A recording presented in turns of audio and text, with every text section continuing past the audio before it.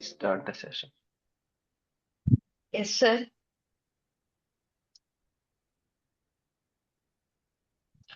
Our nation grows stronger when its agriculture grows smarter, more innovative, and more entrepreneurial.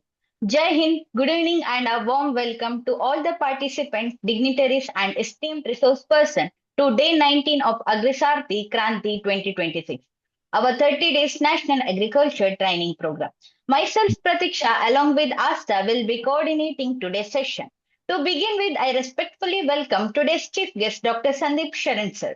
I also extend a warm welcome to our organizing director, Mr. Ajay Kasana, sir, Chief Secretary of Agri SAARTHI, for his visionary leadership and unwavering support. Before we move ahead, let us briefly reflect on yesterday's session on saffron farming, which highlighted how this valuable spice can become a profitable, technology driven, and scalable agri enterprise. The first session by Mr. Shailesh Modak sir, founder and CEO of 360D Farms, provided insight into commercial saffron production, precision cultivation, and startup opportunities. The second session by Ms. Astika Narula ma'am, founder and CEO of Grow Growers, focused on soilless cultivation, branding, market connectivity, and youth and women-led agribusiness models. Together, this session inspired participants to see saffron has a premium agribusiness opportunity. As it is rightly said, when agriculture becomes enterprise driven, farming transforms from survival to sustainability. Building on this strong foundation, today's session focuses on business opportunities in the poultry sector, models, poultry marketing, and agribusiness incubation service, exploring the immense potential of poultry for employment, income generation, and rural development. It is my proud privilege to introduce our esteemed resource person, Dr. Sandeep Sharan, sir, who serves as a principal scientist in agriculture economics and head poultry economics and agribusiness research and prioritization, monitoring and evaluation section, and in charge of the Institute Technology Management Unit at the Central Avian Research Institute, Izzat Nagar, Uttar Pradesh. He is also the Vice President, North Zone of the ARS Scientist Forum, contributing to the national level scientific leadership and policy discussion. With a PhD in agriculture economics from IRA New Delhi and decades of experience in the poultry sector and agribusiness development, his work has significantly influenced poultry sector policy planning, institutional credit access, agribusiness value chain development, and livelihood promotion through family poultry systems. He is a proud recipient of the ICR Team Research Award and the National Productivity Award and continues to guide farmers, entrepreneurs, and policymakers across the country with his expertise. With a great respect and enthusiasm, I now invite Dr. Sandeep Sharan sir to share his valuable insight with us today. Over to you, sir. Thank you. Thank you so much, Pratiksha. And I'm thankful to Mr. Ajay also for giving this opportunity. And it is definitely a great opportunity to see the young budding entrepreneurs. I should say entrepreneurs, not the job seekers, that they are coming up and they have been exposed to various dimensions of agriculture, which is such a vast subject in itself. And as a part of agriculture, poultry is again a very important uh, enterprise in India. It's a very big sector, contributing almost 1% to the national GDP and around 11% to the agriculture GDP.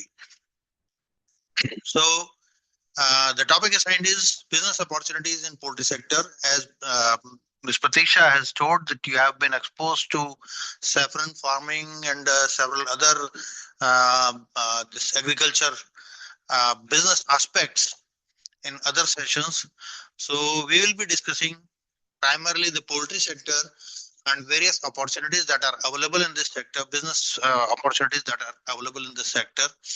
And we'll also discuss about the marketing agribusiness incubation services, which are operational at this institute, that is Central Avian Research Institute. In Hindi, we call it Kendriya Pakshi Anusandhan Sansthan. and it is one of the institutes under the aegis of Indian Council of Agriculture Research with headquarters at New Delhi. We are based at Bareilly, Izzatnagar Bareilly, Uttar Pradesh. So I'll start my talk on this topic. So as you all know, the poultry is the cheapest source of protein. Everybody knows the importance of protein in our lives, in our daily diets. As a thumb rule, we require almost 1 gram, 0.8 to 1 gram per kg of our body weight. That is the daily allowance. And recently, some guidelines have been changed. Now they say that 1.6 grams per kg of body weight is the requirement of the poultry, and more of not poultry, protein, and more of protein should be consumed, and less of carbohydrates should be consumed to stay healthy. So the idea is how to source the protein, and this table, it clearly shows that chicken and eggs, they are the cheapest source of protein if you compare with other source of protein like mutton, beef, milk, then your cheese, cottage cheese, and other some your dry fruits like this badam and banana, arhar dal. This is very popular in our household. So you can compare this table, and you can see that chicken and eggs are the cheapest sources of protein. Now, coming to the historical perspective of Indian poultry, let me tell you, in India, poultry dates back to almost 3,200 years before Christ. So it is almost over 5,000 years that we have been rearing poultry in our households. Red jingle fowl and silver jingle fowl, these are the progenitors of modern day poultry, and they are still found in the jungles, the forest areas of our country. In poultry development, the role of Christian missionaries and Britishers, they played a very important role in popularizing poultry in India. In 1912, the first poultry farm was established in UP itself, that was in the district of Etah, and first poultry exhibition was held in Lucknow. Then in 1927, Lord Linlithgow, he reviewed the then poultry program, and in 1939, first central poultry farm was established in IVRI, that is Indian Veterinary Research Institute, Izzatnagar, located where this institute is also located. We share the same campus in Izzatnagar, Bareilly. Then 2 more farms were established, at one at Chagajaria, Lucknow, and second is at Ajamgarh in Uttar Pradesh. So the idea is that poultry in India was founded its roots in Uttar Pradesh, and India gave this poultry to the whole world. It is spread from India because this red jingle fowl, silver jingle fowl, they are native to India, and they are the modern day progenitor of modern day poultry. So this is a brief about historical perspective. Now let us look into the transition of Indian poultry sector, how it has moved from defaults to design. The default was when the poultry was reared in under backyard production system, where some 5 to 10 birds, 15 birds, they are reared with the family itself, with the household itself. Then it moved into it increased its size, and semi-intensive systems, poultry production systems, they came in vogue. Then later commercial poultry production systems, there's intensive poultry farming systems, they started and they came into existence. And then this industrial and integrated production systems, this is the order of the day. Today we find these integrated production systems all around us. And the beauty of this poultry farming is that all these 4 production systems, they coexist. You go to the villages, remote villages, and you will find that in the remote villages, you will find backyard production systems where 10, 15 birds are reared along with the family the family rears them, and these birds, they stay within the area where the family resides. Then semi-intensive system, we can see these systems with some of the photographs in the next slides. You can see here the left hand side, you can see some 10-15 birds are there, and these birds are kept along with the household, and where households sleep, these birds also sleep in the same place. And on right hand side, you can see the extensive area where this large number of birds are reared in an open field. This is called semi-intensive or extensive system also, you can say. And you can see these small huts and sheds kind of thing. These are the night shelters for these birds. So during daytime, they scavenge in the free range, and during night time, they go and take rest inside these sheds. This is the intensive system where you can see the birds are reared in a kind of a factory. So there are a large number of birds, and they are all fed with whatever feed they require. It is provided by us. That is, they are all stall fed. So the upper two photographs, they are of the broiler farming. Broiler farming means the birds which are reared for meat purposes. They are called broilers. And the downside photographs, you can see this. They are the representative layer farms, and layer farming, it pertains to production of eggs. So these are all intensive kind of systems where large number of birds are kept under one roof, and eggs and meat that is produced in a factory style. So, so you have seen the photographs of backyard system, semi-intensive system, and the intensive system. Then comes this integrated poultry farms. So they are spread over time and space, large number of area. So it is difficult to show a photograph of them, of these kind of systems. So we have diagrammatically tried to explain how these integrated poultry farms work. So you can see these blue-green egg-shaped, this what do you call? These are the egg-shaped these things. You see feed mill, it is written, then further processing plant, and hatcheries. These are all, they are capital intensive items. Feed mill, it requires a lot of investment. Then hatchery also requires a lot of investment. And it is mostly, these are mechanical and automatic. So here labor requirement is minimal. Then what happens? These feed mills, all these infrastructure, it is owned by the integrating firm. There are certain integrators. They own these farms, these facilities, and they are capital intensive facilities. And then,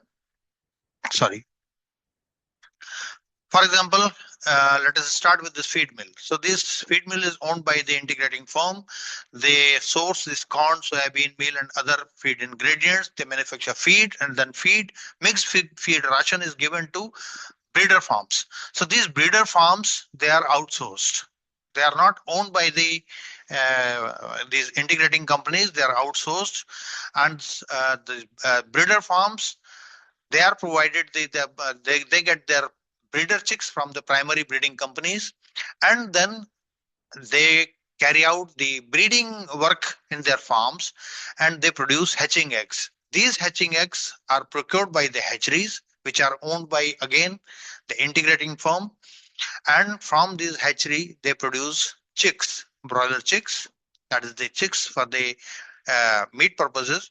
And these chicks are reared by the grow out house. Grow out house means these are the common farming community who have this facility. They have their own grow out houses, and they are provided with these broiler chicks, and they rear these chicks on contract. And once the chicks mature into the grown up birds, these birds are again purchased back by the integrating firm, and then they are taken to the processing plant, where they are further processed. Products and byproducts are sold in the market, that through distributor network, retailers, grocery, food service institutions, and some of the products are exported also.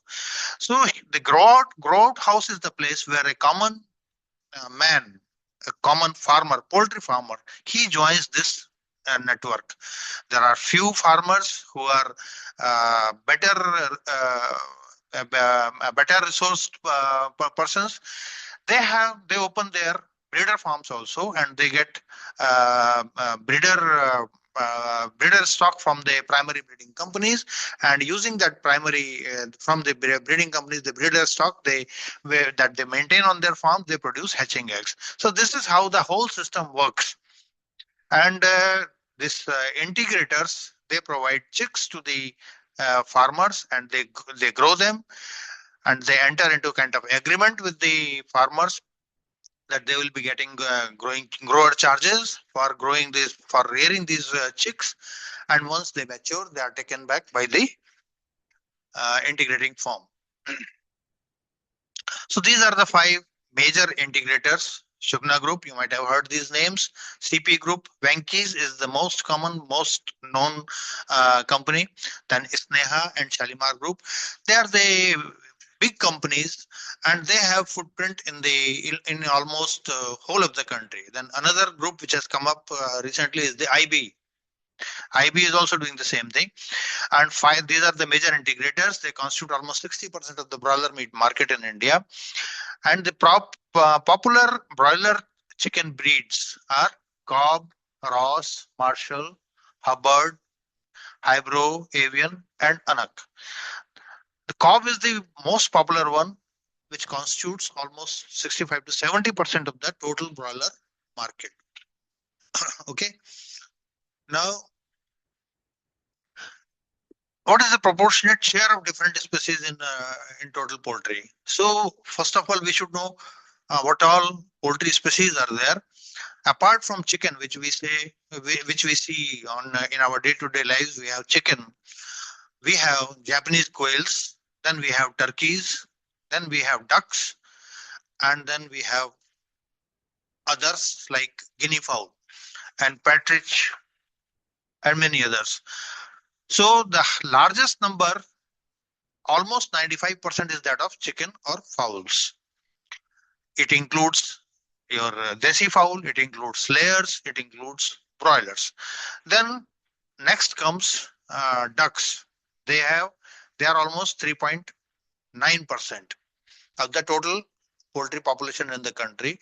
Then turkeys are 0.05%, quails are 0.8%, and rest are 0.37%. So this is the distribution as per 20th livestock census.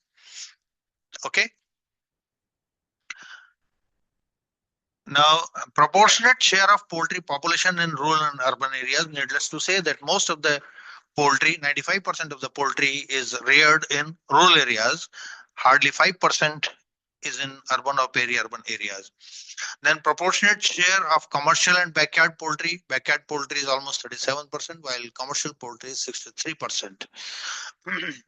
So this is the proportionate share of commercial and backyard poultry population. Now some facts and figures about our poultry sector, Indian poultry sector. The total egg production in the country is 149.11 billion. And I hope you know what billion is. 1 million is 10 lakhs and 1000 million is equal to 1 billion. So that is how it relates to our system of counting. So this is the latest data available 2024-25 total egg production. Then poultry meat production is 5.145 million metric ton, and per capita egg availability, it is 106 eggs per year as per 2024-25. You'll be surprised to know that when in 1951, when we were hardly 36 crores, the per capita availability was 5 eggs per year. And now when our population is almost 145 crores, our per capita egg availability is 106 eggs per year. So we have almost increased the egg per capita egg availability by 21 times. So 21 times is the per capita availability of egg has increased, while the population has increased almost 5 times.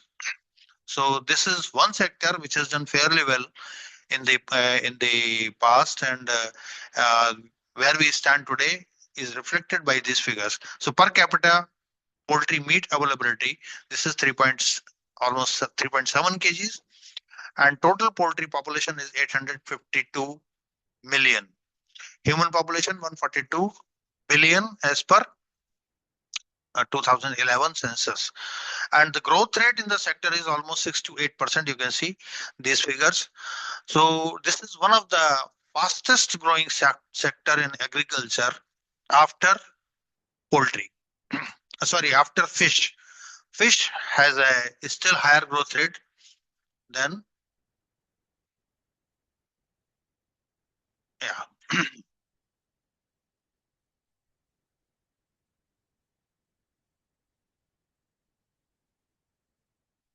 Okay. So now let us see the species wise meat contribution. So poultry, out of the total meat which the Indian population consumes, the 50%, almost 50% comes from poultry. Rest 50% comes from cattle, buffalo, sheep, goat, and pig. So this is the relative importance of these species in the Indian context. Okay, it is not changing. Yeah. So as I told, the share of poultry in national GDP is 1%, and a share of poultry in livestock GDP is almost 12%. And backyard poultry population is 317 million.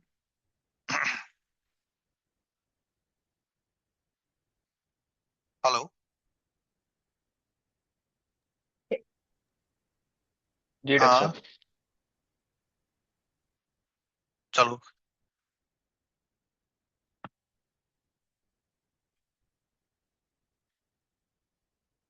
Okay, तो आप revise कर लेना उसको. हाँ.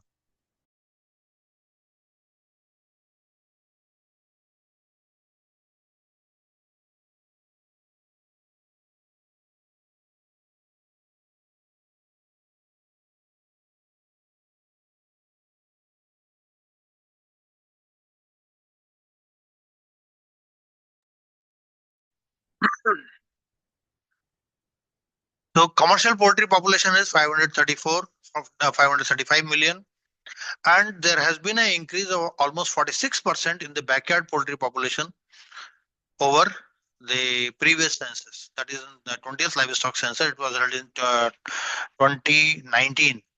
20th livestock census report came in 2019, and over the previous census, that was in 2012, the population has increased by 46% in backyard poultry and 4.5% in commercial poultry. The highest growth states are Rajasthan, Bihar, UP, and Goa. There, the growth rate is almost over 20%. One more fact, which you will be surprised to know, is that marginal and sub-marginal landholders, they have almost 87% of the poultry birds. What are marginal and sub-marginal landholders? Those who have less than 2 hectares of land. So they are called marginal and sub-marginal landholders. So 87% of the poultry is reared by marginal and sub-marginal landholders. So you cannot say that poultry is only the idea of this can be reared only by the rich or resource rich persons. Even small landholders, small farmers, they can also do poultry farming.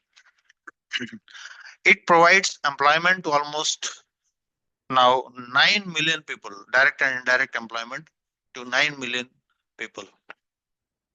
So this is the map which shows the egg production intensity in various states.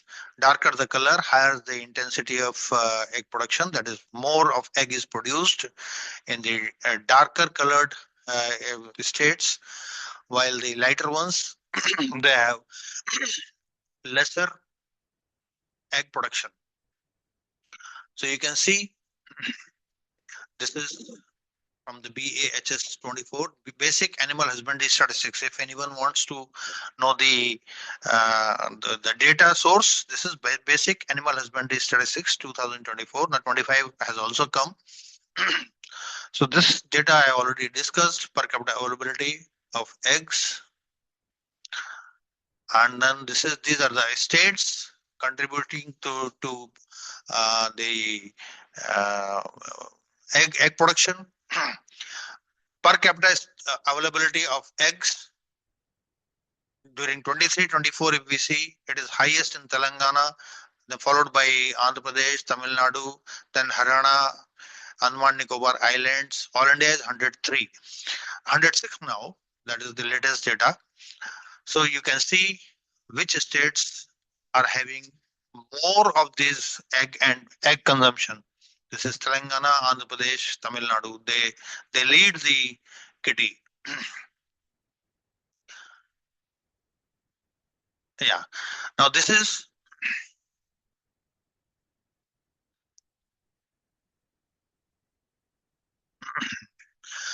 the map of India showing meat production.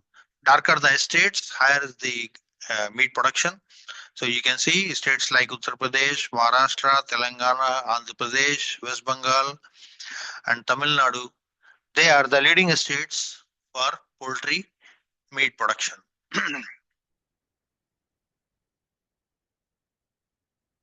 Yeah. So this is again per capita availability and all those things we have discussed. Species wise contribution of meat, that also we have seen. This is almost 50%. Now percent population that is vegetarian. So this data is also quite old. 2014 data we have right now, but the latest figures say that almost 89% of the Indian population is now non-vegetarian. So this non-vegetarianism in our country is increasing, is on the rise, and that is a great opportunity for our poultry. So what all can we, what are the important features of poultry business? So you can have any of the alternate species like chicken, ducks, quails, turkey, guinea fowl, and desi fowl. The very low gestation period. Gestation period means when you start the business, how long it takes when you start getting returns. So it has got very short generation interval. Japanese quails, they start giving you returns within 5 weeks. Then broilers also, they are ready for marketing within 5 weeks, and it has got very high employment generation potential. You can invest 3 to 5 lakh rupees and you can have one job created. Then high efficiency of converting feed into quality protein. So these birds, they eat something which normally human beings cannot eat. Particularly in free range and scavenging systems, they eat all kinds of insects and seeds, grass seeds, and all those things. And from that, they source their nutrition. So by consuming such kind of feed, they convert it into quality protein in terms of poultry eggs and meat. And it can be undertaken at in any level, right from backyard poultry to highly integrated commercial systems that I've already discussed. Then cost of production is very low because the factors of production, that is chicks, feed, labor, and medicines, they are easily available. No specialized machinery or equipment are required. Then very high social acceptability. There is no religion which does not take any these which does not consume poultry, egg, and meat. Unlike your other meat sources like beef and pork and some others. So there some religious taboos are attached, whereas poultry has universal acceptability across all religions. Perishable products. They are perishable products. That is why I am showing it in red. That is the negative aspect with this. You cannot hold these products for long. Uh, Poultry meat, particularly if you have slaughtered the birds, you have to either maintain a cold chain or you have to consume it. Then, like any other businesses, production and market risks are involved. So you have to see the diseases, then price fluctuations, they are the economic risk or market risk, disease, mortality, they are the production risk. So all these risks are there. And one has to follow the scientific poultry production system to minimize the production risk. And you have to be aware of marketing aspects to minimize the market risks. So in one lecture, I'm just giving you an idea what this poultry sector holds for you, what promises it holds, and what best you can do, and how you can enter this sector if you have any interest, and then you can be on your own feet and earn your livelihood very nicely with the meager investment. So population is increasing, non-vegetarianism is increasing, and there lies the scope for this entrepreneurship. Then there are large gaps in per capita availability, and the recommendation, the ICMR has recommended that you should have at least 180 eggs, one egg every alternate day you should have. However, at present we have only 106 eggs per year, that is the per capita availability. So there is a large gap. Still we have to go a long way. Then poultry meat availability is also just 3.7 kg per year against the total meat requirement of 11.2. Here I would like to draw your attention. The total meat requirement is 11.2 kg, that is from all sources, and almost 50% comes from poultry. So it means almost 5.5 kg or 5.6 kg it should come from poultry. So against 5.6 kg, we have only 3.7 kg at present. That is the per capita availability. So there is a large scope to increase that. Then we have stunted children, wasted children, underweight children, and there we require more of protein. So as again, they are the cheapest sources of protein. So poultry has a very vast scope. High income elasticity of demand. If income rises by 1%, the demand for poultry products increases by more than 1%, and that is how it works. And our economy is growing by 7 to 8% per year, and so are the incomes. Our incomes 5.56% per year. That is the growth in income. And once our incomes are increasing, definitely the demand for protein is also increasing more than proportionately. Then ever increasing fast food culture and organic products, that is also holds quite a good scope for poultry entrepreneurship. Fast food culture, husband and wife in the family, both are earning members, both are going for jobs, and then they have little time to cook on their own food. So they order it through Zomato, through Swiggy, or through other such platforms. They order food. So ready to eat food, that is fast food culture, is gaining grounds. Then organized retailing and brand and packaging consciousness, that is also increasing in our country. People are getting more and more brand savvy, and they are more brand conscious. So that is how the things are moving ahead. Then growth of IT and telecommunication and influence of promotion campaigns. So you can see that this digital marketing has come into place, and because of this IT sector and telecommunication sectors development, and this is one of the important driving force. You see reels today. If you want to promote any of the food products, you just go the reels way, and you can promote your product, you can establish your brand. So it is very easy. The better export prospects on account of low production cost. So one study was conducted, and it showed that cost of production of poultry products in India is one amongst lowest. So we have better export prospects, and in fact we have been exporting quite a good number of poultry, good size of poultry, and we are earning revenue. But still our overall share in the global export is less than 1%. So we need to increase that, and we have opportunities for increasing our poultry exports. So that is also a good area to earn income and livelihood. So these are the products which can be exported. These are HS classification, harmonized series classification. So these are the 14 categories under which the poultry products are exported. So you can take a screenshot of this, and all these products, these categories, they are universal. Harmonized series means they are universal. Whatever, if any country has to enter into international trade in this in poultry, then one has to select out of these 14 categories. So these are harmonized series, harmonized system.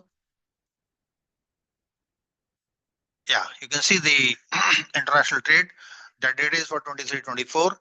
It is 1,530 crores worth poultry we have exported. This is 66.5 lakh tons of total poultry we have exported.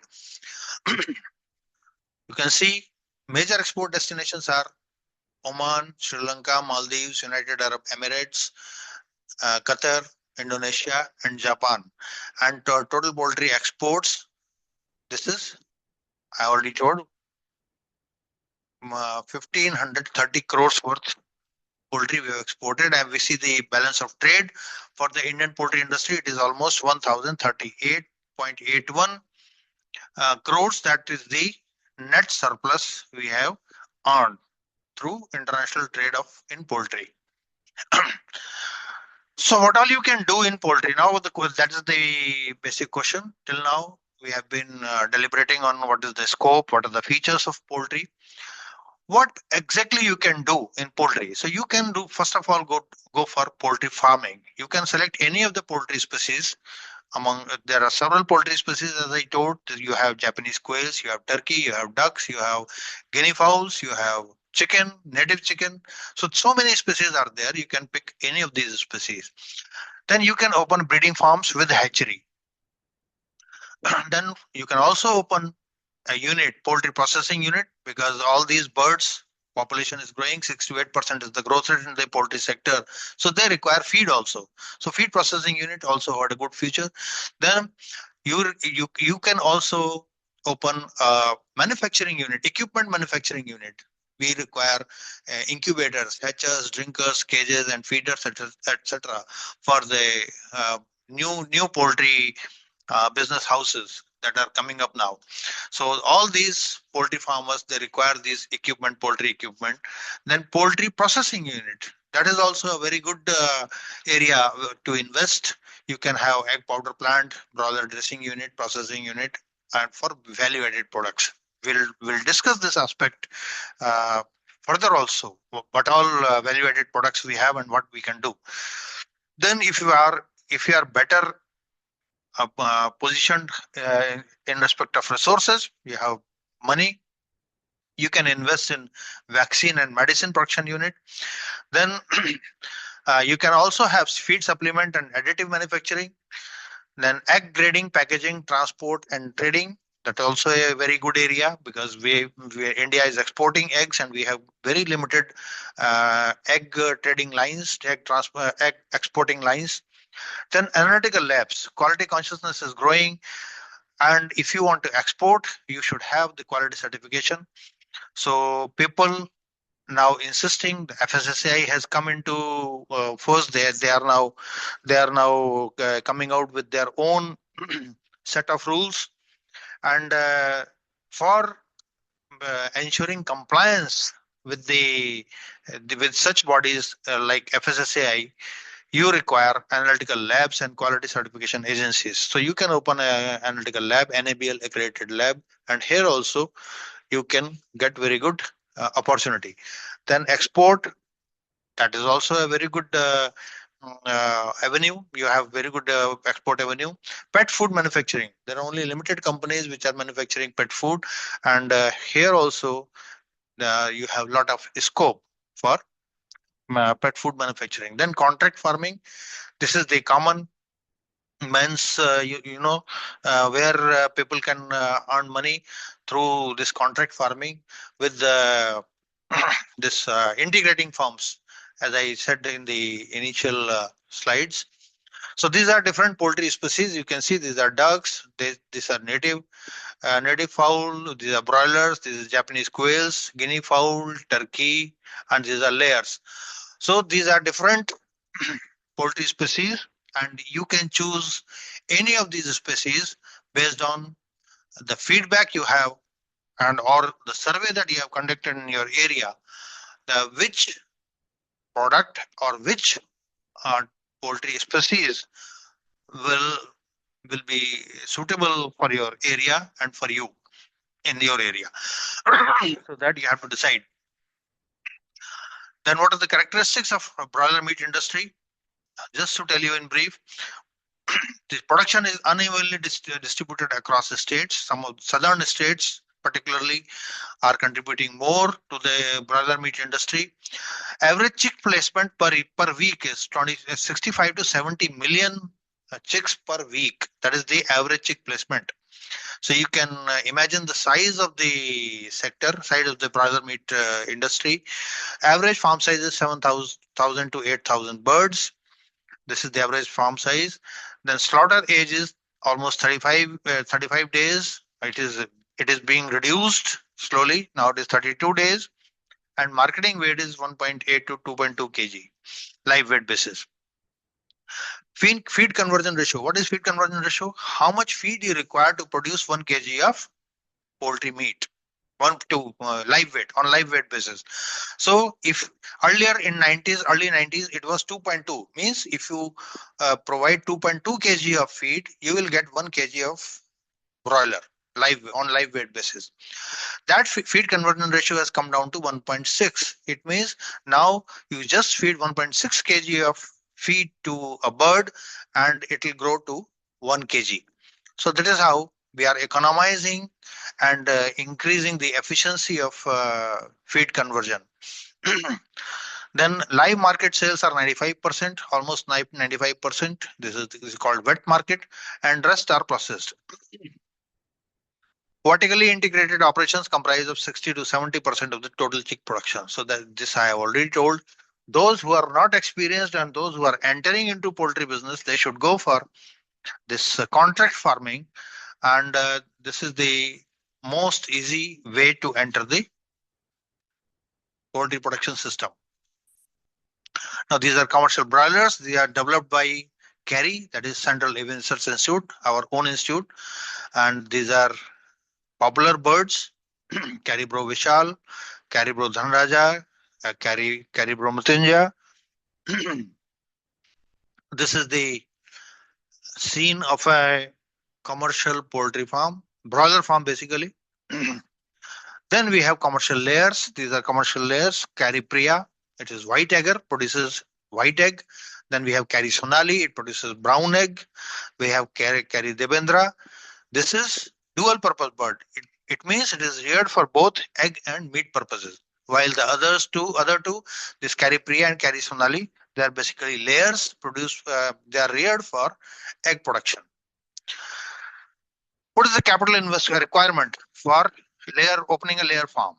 Typically, it is around 800 to 900 rupees per layer. So per bird, that is the level of investment that is required, capital requirement, and it includes a requirement till 20th week of rearing these birds, and 20th week is the time when you start getting eggs. So that is the first egg you will get in your layer flock by the 20th week. So whatever feed is required and whatever other labor is required, electricity is required, whatever is required, whatever inputs are required for rearing the birds till 20th week, they are included in this capital requirement apart from your fixed investment, that is investment on shed, investment on equipment, investment of cages, all those things.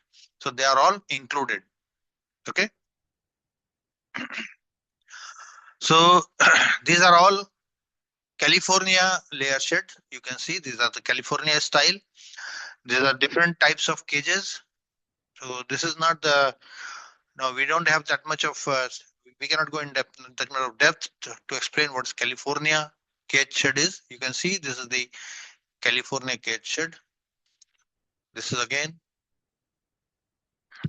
California cage shed, and you can see a typical layer farm. This is fully automatic layer farm where now you see there are certain uh, areas, certain agencies and organizations which are opposing rearing of birds in cages. So these birds are now reared in open tray system. This is the fully automatic layer farm where birds are not kept in cages, rather they are in open trays. You can see here they are in open trays where they can move around. In cages they cannot move around, they stand still, and they just feed and lay eggs, that's all. But here in this system their welfare aspects are taken into account, and birds are able to move around, they can rotate, they can spread wings, they can eat from the other side also, and the eggs are laid by these birds and they are automatically collected in these trays, and they are channelized towards the other end of the this shed where they are collected, graded and collected and packed into egg trays. So this is fully automatic system. So these are ducks. Ducks are available at our regional center, that is at Bhubaneswar. We have one regional center of this institute, that is at Bhubaneswar. And you can see these are moti, that is native type ducks. Then we have white Pekin, exotic meat type. Then we have khaki Campbell, exotic egg type birds. Then desi, native type birds, egg type birds. So these are all 4 varieties of ducks we have.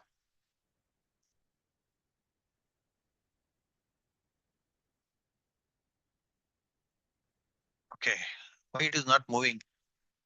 Yeah. So we have turkey. I don't know how many of you have seen this turkey. It is quite a big bird, and it attains a weight of around 5 kgs in 24 weeks. So this is basically a exotic bird, and its demand is seasonal in the sense around New Year and around Christmas. These birds are in highest demand in the whole year, and they are preferred by Western visitors, foreigners who are coming to India and who are residing in India.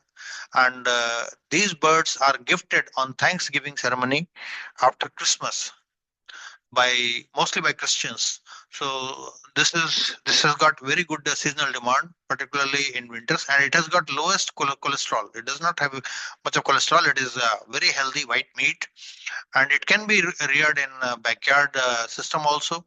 It is good forager. It eats grasses, berseem particularly, and demand is seasonal, as I said. So these are Japanese quails. We have 6 varieties of Japanese quails, out of which this CARI pearl. This is white egger. It is egg type quail, and rest are for meat purposes. Best one is CARI Uttam. This one. CARI Uttam is for meat purposes, and 5-week body weight for these birds. This CARI Uttam is of 200 to 250 grams, and these are most popular ones. They are reared for meat purposes, and within 5 weeks, these birds are ready for marketing for meat purposes. And if you want to take eggs from these birds, then you have to rear till 6 weeks. 6 weeks onwards, they start laying eggs. So their eggs are pretty small, 11 grams egg, and during winters they are in high demand. You'll be surprised to know that 11 grams egg nowadays we are selling for 5 days from our institute, 5 rupees per egg. That is the cost of one egg weighing hardly 11 to 12 grams, as compared to 5-6 rupees for a 50 or 54 grams chicken egg. So chicken egg is 5-6 rupees, 7 rupees maximum during these days. And these quail eggs, they are 5 rupees. While in summers, we sell it for just 30 paisa or 40 paisa per egg during summers. So during summers, demand is less. During winters, it peaks. Okay.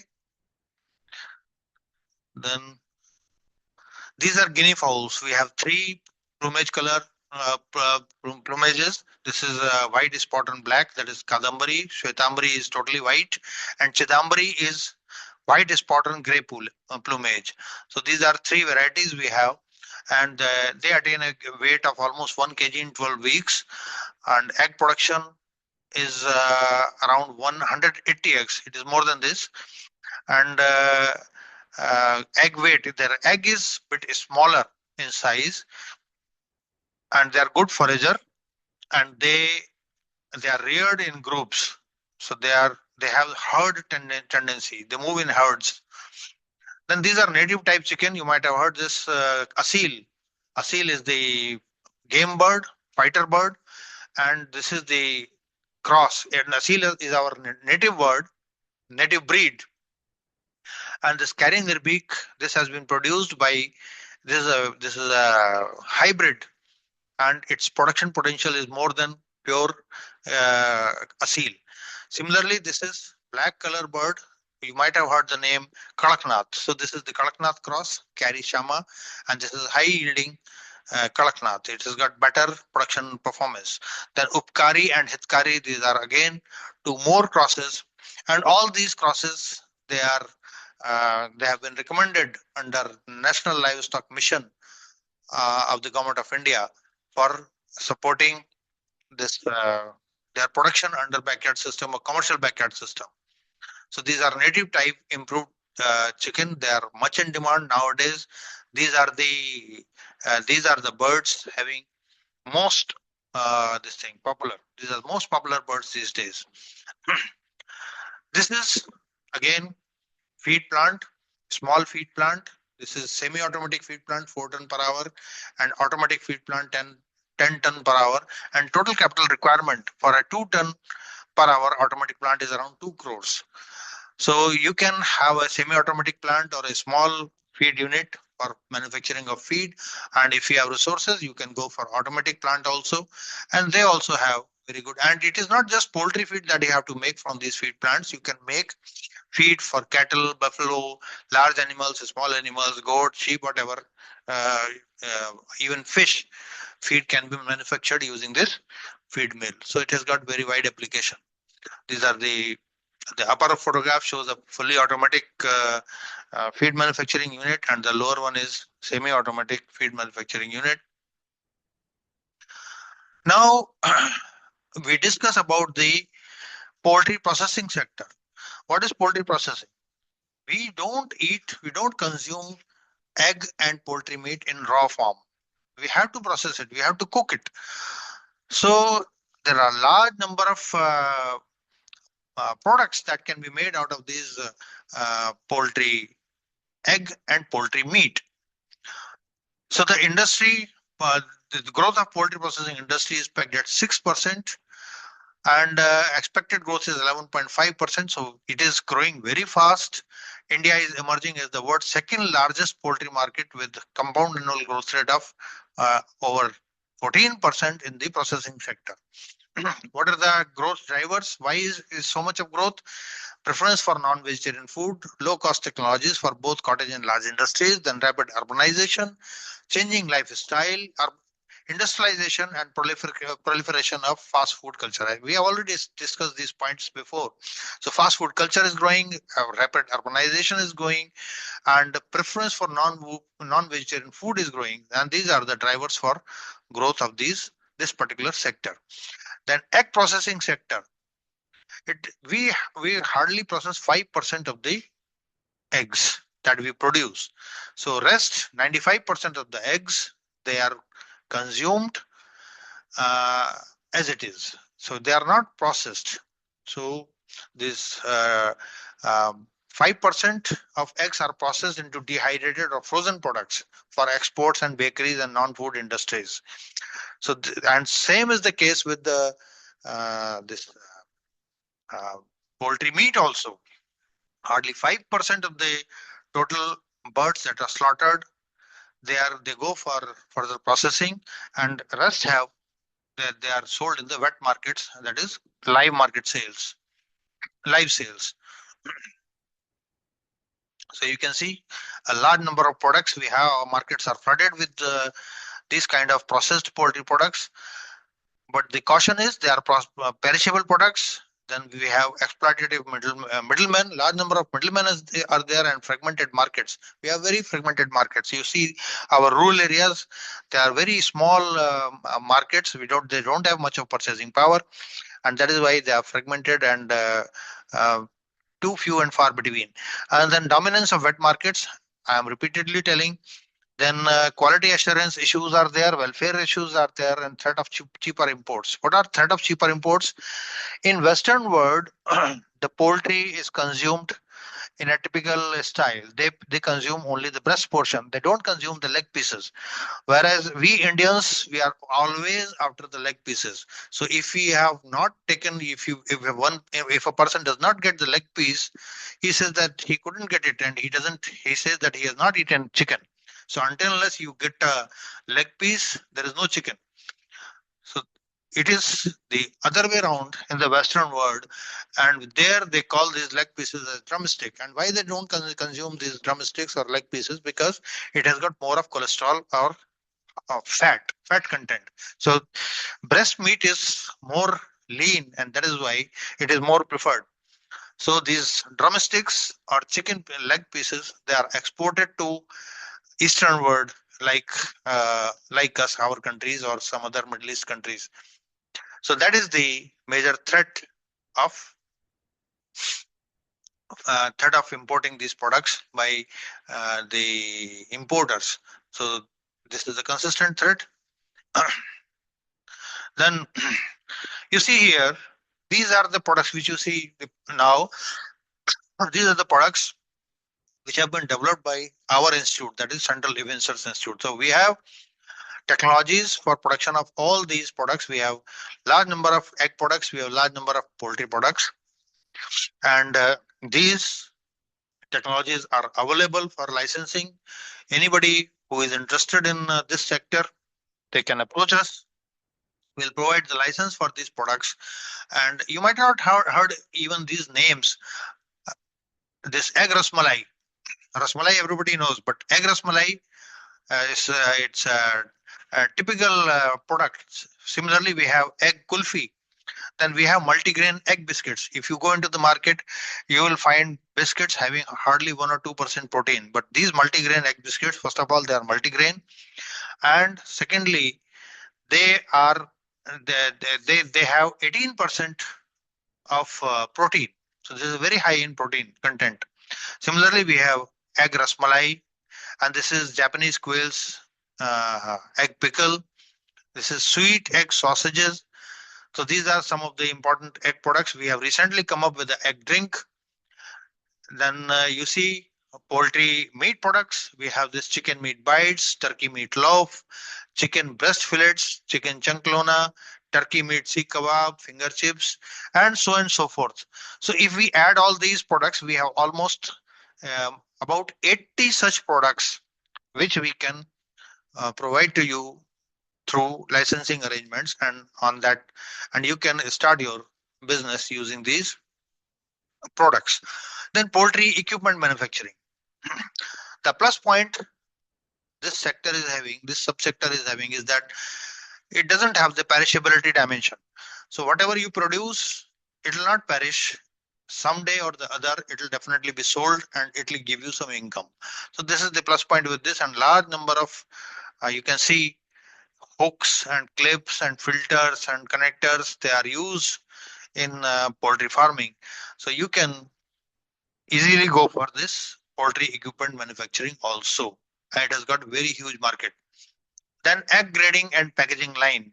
So as I said, in India, we have very few such facilities, egg grading and packaging lines. So you can invest in this. And this is primarily done for export purposes. So if you are eyeing this sector for exports, then definitely you can go for egg grading and packaging line, and large number of eggs are sold are exported from India these days. Now coming to the Agribusiness Incubation Center, I would like to tell that this institute is having an Agribusiness Incubation Center, and the objective of the incubation center is to incubate the new ideas. So if you have any new idea, anything you want to do related to poultry, then you can approach us. We will guide you, we will help you. We have a full-fledged laboratory here to develop the products, or if you have any field, any sort of idea you have, so you can approach us and we will provide you technological backstopping. We have scientists with us, scientific teams are there, so they can, if required, if you are coming with such an idea which requires some research, then definitely our scientific team will do that, and we can provide you technologies for your production technologies, processing technologies, and other interventions that are required for establishing a business in the poultry sector. So this incubation sector, we have already, we are regularly conducting entrepreneurship development program. Next month again, we are going to have one program. Date is not finalized, so we'll communicate the date, and you can note down our website. This website is going to be launched soon because there was some technical glitch with the website, and we have restructured our website. So it will be launched within 10 to 15 days. You can, meanwhile, you can note down this web address. It is cari.res.in. I repeat, cari.res.in. So this website will be launched very soon, and it will show all these technologies and aspects that I've already discussed. So you can contact Agribusiness Incubation Center for establishing a business. And it is not just that we provide you technical support. We also provide you market support. We already having a group, WhatsApp group, where we have more than 520 participants. So these are the participants who have already gone through our trainings, and they have been added to this group. And this group works as a cross platform for all the members of the group. So if someone is having difficulty, any kind of difficulty, maybe some disease infestation in their flock, so immediately they click some photographs and post it into the group, and the group members themselves resolve those issues. And if someone requires some labor, so again the person just sends a message in the group that so and so requires so many laborers in so and so area, and so and so state, and so district of the country, and then people around that district or that area, they respond and they provide solutions to the problem. So these kind of facilities also there. Besides, our laboratory is also equipped with packaging machines. So if you want processing, we have machines. You don't have to invest anything on capital in the initial phases. You can just approach us. You can get your products. Only thing you have to bring is the raw material. You bring your raw material and labor, and rest of the things, machine, electricity, water, gas, whatever is required, that we provide to you all free of charge. And then you can build up your market. You can take your product, you can package it, you can take your product in the market. And once you establish the product in the market, then you can start business for this particular product, and you can establish your own processing plant, production unit. So this is how, and these are the services that are available in this Agribusiness Incubation Center. These are developing a startup ecosystem for steering poultry entrepreneurship. That is our motto, and we are providing this different aspects: commercial poultry farming, feed formulation, poultry healthcare, hatchery operations, organic poultry farming, poultry meat and egg processing, then management tools, breeding flock management, poultry waste management. So all these things, they are the focus areas where we provide technical backstopping. Then we also support project report formulation, statutory compliances, market format design, marketing strategies, social media platforms, then client feedback analysis. So if you have any IP, that also we help to secure through our agencies, our attorneys. This is our lab. You can see we have well-equipped laboratory for processing of these products. These are certain success stories. He is one Ayurvedic doctor who has taken these three technologies, this chicken meat bite, egg rasmalai, and this quail egg pickle, and he has built up his business around these three technologies, licenses that he has taken. Then you see, he is the one who is using our this agribusiness incubation center facilities for manufacturing these products, and after manufacturing he has taken these products to the market and he has sold it. Then this is another entrepreneur who has taken the technology related to multi-grain egg biscuit, and this is in Uttarakhand, and they are selling this product in Uttarakhand. MPM Japanese quails. This fellow, he came to us in 2007, and he got training from our institute, and then he took a loan of about 1 lakh rupees under Prime Minister Rozgar Yojana. This Yojana was operational in 2007, and since then he has been doing his business, and his present turnover is 13 crore rupees. So you can see his success story, where he has reached. And these are the products, innovative products that he's selling. These are duck eggs, then panchkavya eggs, then these are brown shell eggs, these are kadaknath eggs, these are Japanese quail eggs, and these are country eggs, means desi eggs. So all these products, and you can see his flock, his farm, and he himself is standing over here. So this is how he has developed his business. This is Opus Agro. He also established this automatic layer farm with a capacity of 50,000 birds here in Bareilly. And then he during Corona period, he was finding it difficult to sell his products. So he approached us, and we suggested him to go to use these social media platforms. And he developed a website. He also developed a WhatsApp group and Facebook. All these social media channels he roped in, and he came out with this kind of packaging and started doorstep delivery during the Corona period, and that is how he earned his name and fame, and this is an established brand in Bareilly. Then later he sold his farm for 4.75 crores. This 50,000 birds layer farm he sold to some other person, and then that is the storyline. That is how it is going. Then this is Farm Organics from Rampur. They also came to us. They underwent training, and after that they are now doing brisk business. They are selling a number of organic products, including this poultry, eggs, and meat. Then the Som Agro and allied products. You can see they are also into the commercial backyard poultry farming, and they are also rearing these guinea fowls, and they also have a very good market over here. Doctor's Chicken Farm at Lucknow. He is also doing brisk business, and his model is very peculiar.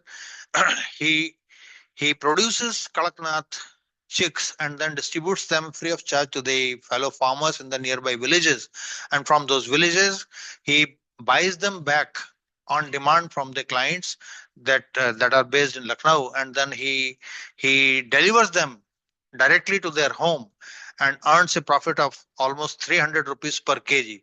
He purchases from the farmers at 400 rupees per kg and then sells to the clients at 700 rupees kg, netting a margin of 300 rupees per kg. And he doesn't have any of the burden of rearing those birds or feeding them or facing the mortality or anything.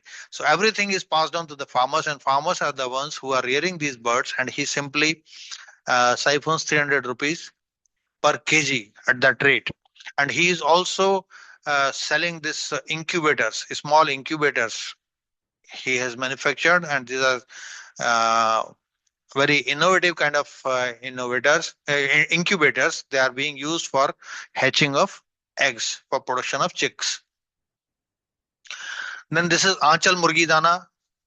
This farm is there around 50 kilometers from Bareilly, And this gentleman, he had come to our institute in 2014, and he opened a farm with just 2,000 birds, 2,000 broilers in an area of around 2,500 square feet. Initial investment was just 10 lakh rupees.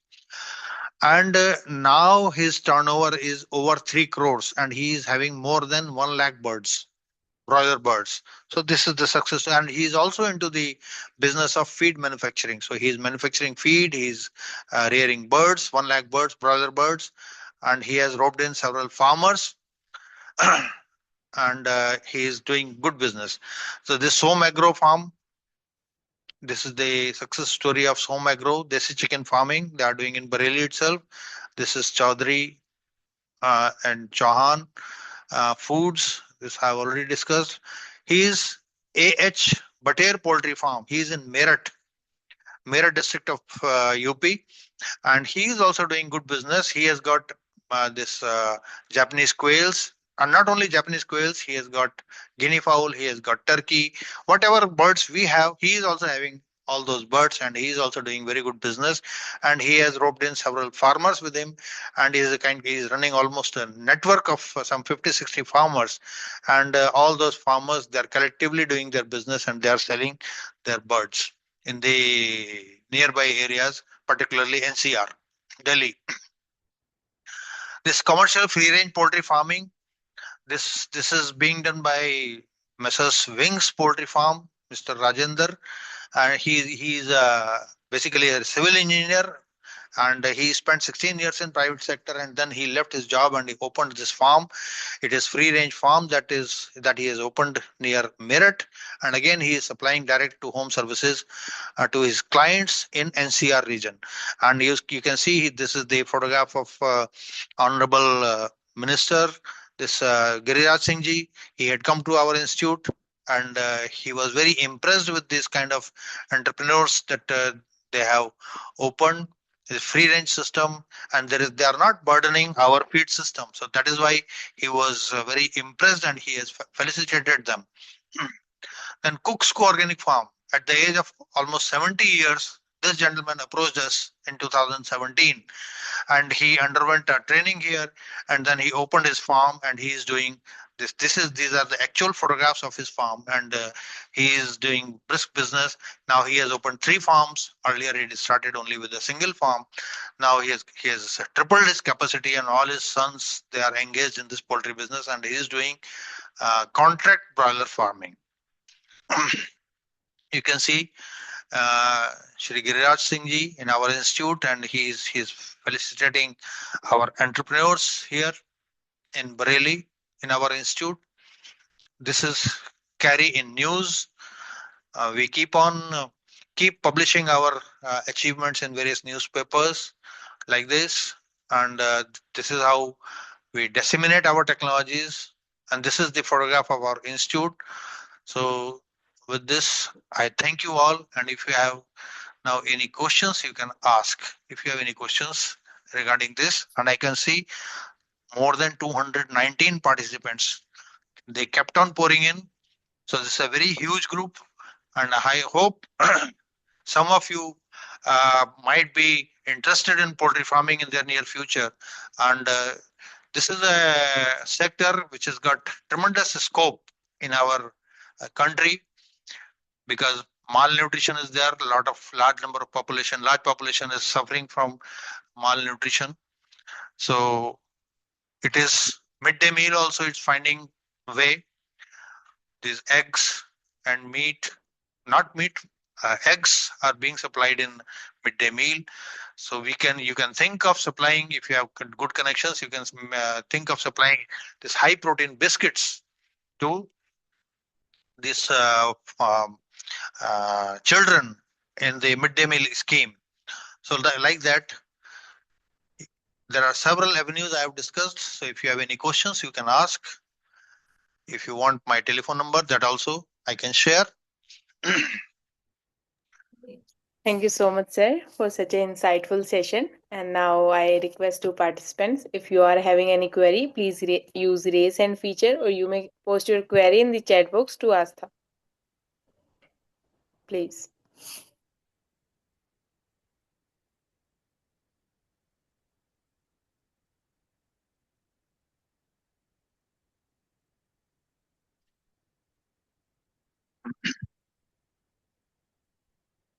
So participants, you can ask questions. I encourage you to ask more and more questions, because when we conduct our entrepreneurship development program, our participants, they do not let us move ahead. They keep on asking questions. So I am expecting few questions, at least few questions from this group. This is a very large group, young enthusiasts, those who are just starting their career now. So what are your aims? Yes, Krishna Kumar Raghuvanshi, please unmute yourself and ask question. Sir, good evening, sir. Good evening. Sir, myself Krishna Raghuvanshi, I'm from Azamgarh Uttar Pradesh. Sir मेरा ये question ये था कि जो आप poultry farming के जो training देते हैं, थोड़ा सा उसके बारे में ब्रीफ नॉलेज की, आपके सेंटर पे कितने दिन की ट्रेनिंग होगी, कैसे क्या होगा, थोड़ा सा Very उसके good बारे question. Very good question. So I've been continuously telling that without undergoing training, please do not attempt poultry. Otherwise, you will burn your hands. It is a risky business. So until unless you are technically qualified, don't enter into this field. And regarding training, we regularly conduct these trainings, entrepreneurship development training. Again, we will be conducting next month. So dates are not finalized. In the month of February, we'll be doing. It will be a 5 days training, and during these 5 days, we will be providing you the all the aspects of poultry, what all you can do in the project shape. For example, you want to do quail farming, Japanese quail farming, then we'll be presenting a kind of project to you. So if you want to earn 25,000 rupees per month, what all you should do and how you can earn 25,000 rupees per month from the quail farming. Similarly, how you can earn 50,000 rupees from turkey farming, or so and so forth. So this is in the form of project, and we cover different aspects. For not only these production aspects, we also cover processing aspects, we cover very this aspect, marketing aspects also. And then FSSAI, how to register for FSSAI, how to register for GST, how to register your company, how to make LLP firm, or whatever what are the entity you want to do the business, under which umbrella, type of umbrella you want to do that. So this is a 5 days intensive training, and it is a kind of hybrid training. So you can either join online or you can join offline. We have some limited space to provide you accommodation. We can accommodate up to 60 participants. And the charges for boarding and lodging, they are very meager, hardly 100 rupees per day. These are the charges for the room that you get. And for food, you get hardly 200 rupees, within 200 rupees, 180 rupees per day, you get breakfast, lunch and dinner. So all those, that is the expense that you will be incurring apart from your travel expenses. So these are the basic expenses that you have to do for 5 days training. And then you get the certificate. That certificate is acceptable for all government schemes. So you can make use of government schemes. There are several government schemes, and we also provide you information about the government schemes that are running in different states. And you can you make use of those government subsidy schemes, and you can invest in poultry and allied sectors. So this is in brief about the registration and all those things. They are online. The course fee is 2,500 rupees per person, whether you join online or you join physically over here, you come to Bareilly. So sir जो registration होगा वो जो sir आपके institute की जो site है उसी से होगा या? हाँ, वेबसाइट से होगा. As I said, our website is right now not fully operational. It will be operational within a few days. So once it is operationalized, you can do it easily. And right now also our website is running.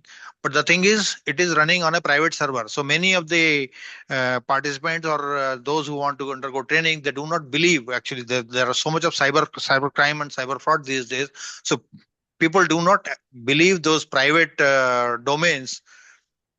So that is why bit problem is there. But we are resolving this problem, and this problem has cropped up because our server at the headquarters, it got hacked. There was some technical glitch in that, and because of that, websites of so many institutes, they got disrupted. So now we are doing doing again, and we are restructuring our website, and now it will be hosted by Arnet.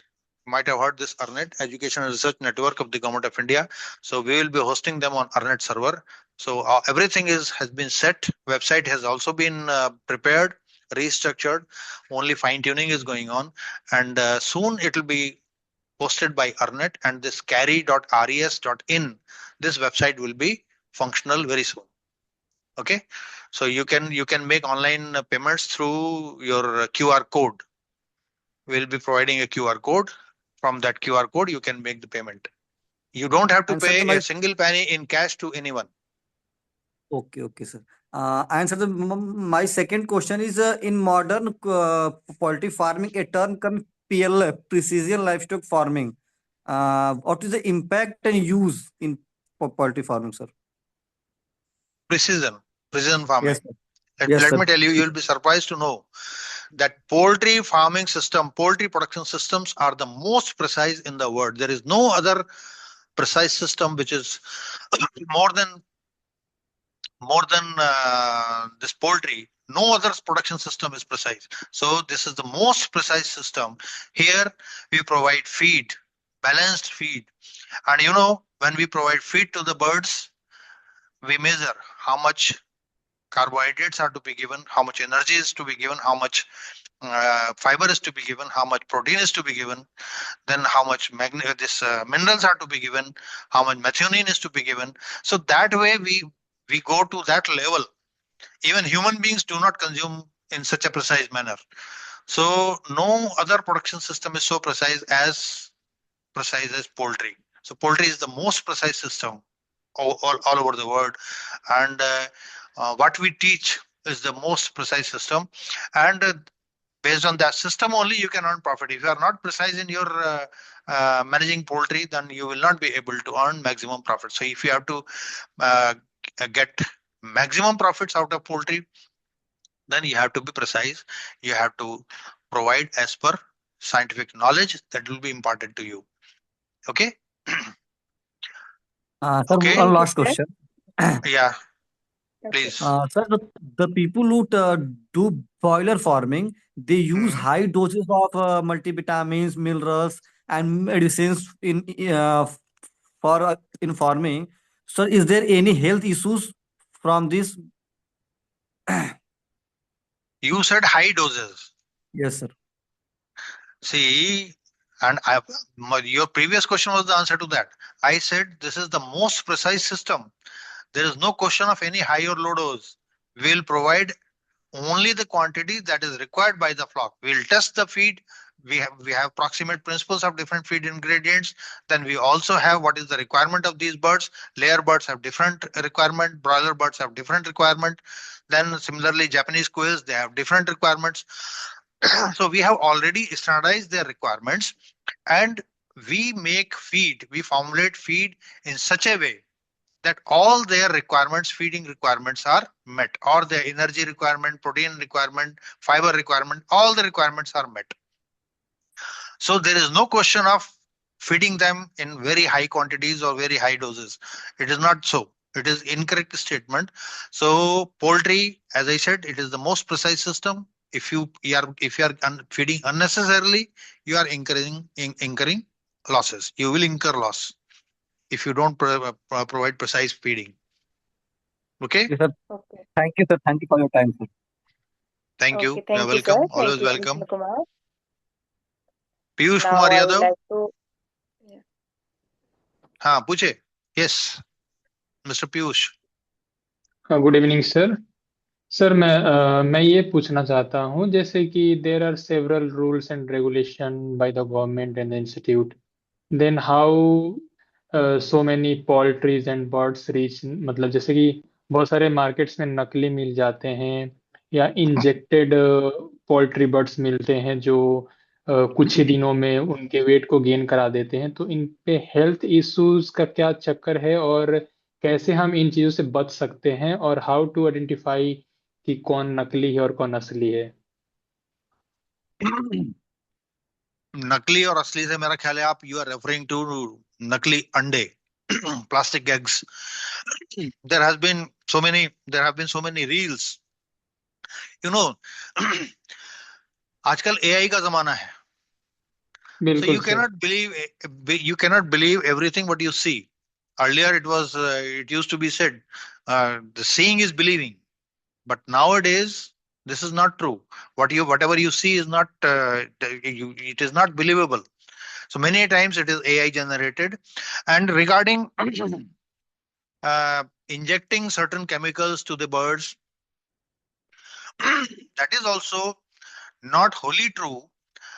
But I would like to add here, some of the this poultry producers, they offer the feed which is mixed with antibiotic growth promoters.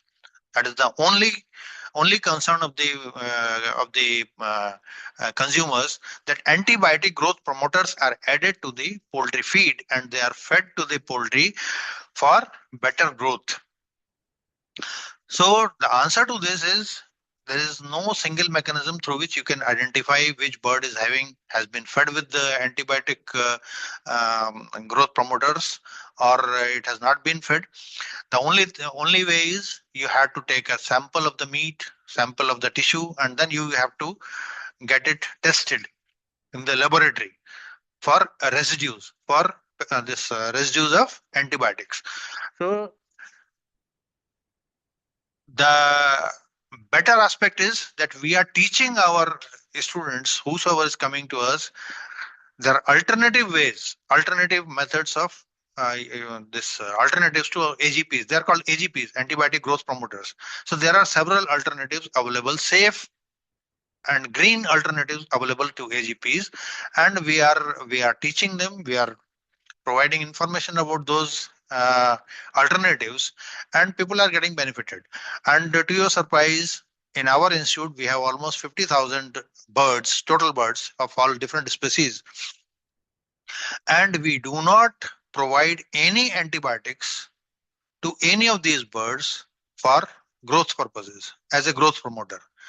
Whenever it is required, whenever the birds fall ill, whenever there is some symptoms of some disease, then only antibiotics are prescribed, only for limited period. And it is in the same manner, the way if you have fever, the doctors will prescribe you some antibiotics.